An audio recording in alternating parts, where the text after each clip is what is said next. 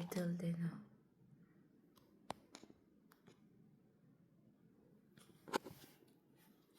And kung makikita nyo rin itong lalagyan na to, ayan, pati sa kabila, collection din yan at binibenta din yan ng may-ari nito.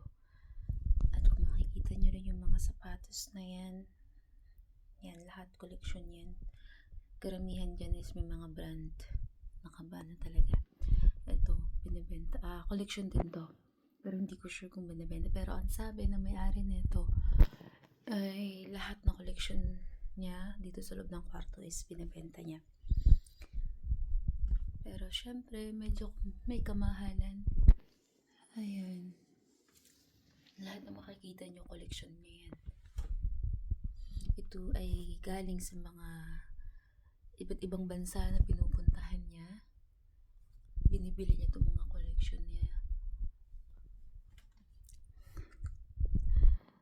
Ang cute ng rooster. Oh, my own.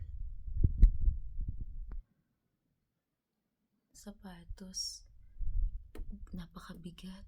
Oh. May bird. Ito, babaeng walang kamay. Oh. Pati ito collection niya, napaka-stick. Bigat to. Ayan.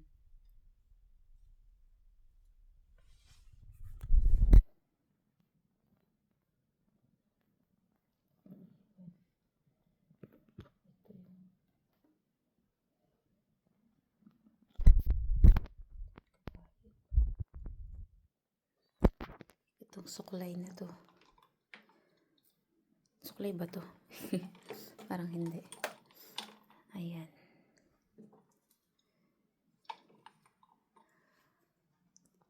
Tutubi. Ito. Napakalaki ng watch. Ayan.